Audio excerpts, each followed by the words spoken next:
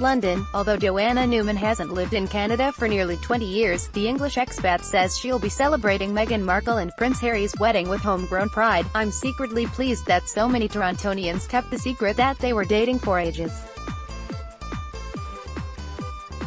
'Cause that's just awesome," she says from her adopted home, a village near Stonehenge. "My feeling is that it couldn't have happened in the United States. Somebody would have papped them." Newman will be among the many Canuck transplants, pointing out Canadian trivia to UK friends and family who gathered to watch the nuptials on Saturday. Her plan is to watch it with several other Canadian expats at an all-day celebration at nearby Salisbury Cathedral, about 2 hours by car from London and 90 minutes from the wedding site at Windsor Castle. The former Torontonian says the local party, hosted by the BBC, is set to feature live music performances, children's crafts and a live broadcast of the ceremony on a big screen in the cathedral grounds. It's just one of several public events across the United Kingdom that will herald the much-hyped union of the People's Prince and the former California actress, who spent recent years in Toronto shooting a 7-season run on the TV series Suits. The royal nuptials offer a rare opportunity for British patriotism to unfurl unabashed, says Ottawa-born Judy Williamson. "It's definitely one thing they do very, very well, that whole pomp and ceremony.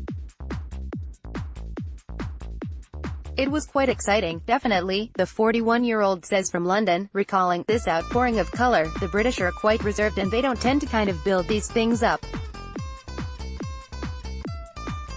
However, come the day, suddenly it just kind of explodes and all of these things are happening." The wedding of Prince William and the Duchess of Cambridge was an impressive show, especially jubilant because it involved the second in line to the throne, she notes.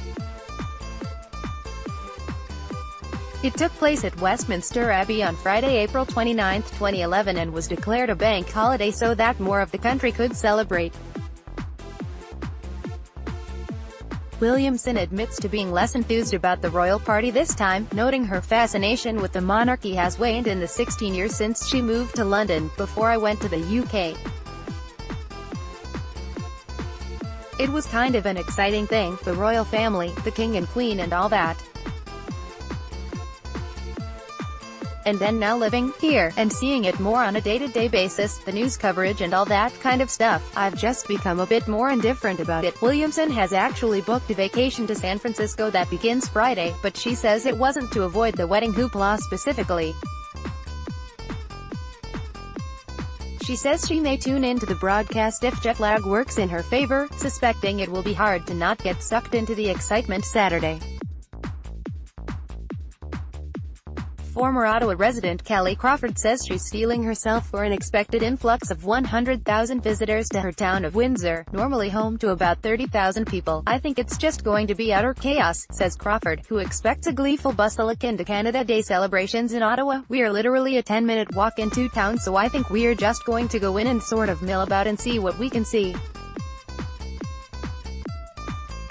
If it's too crazy we'll head back home." The 43-year-old says she moved to the UK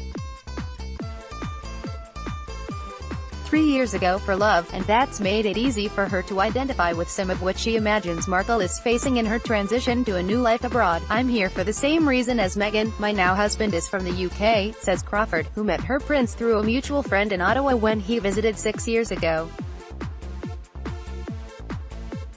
While she suspects Markle is gaining much by following her heart, Crawford says it's not without sacrifice. "She just gave up her career and her family and her life to come over here," says Crawford. "I empathize with her in that way.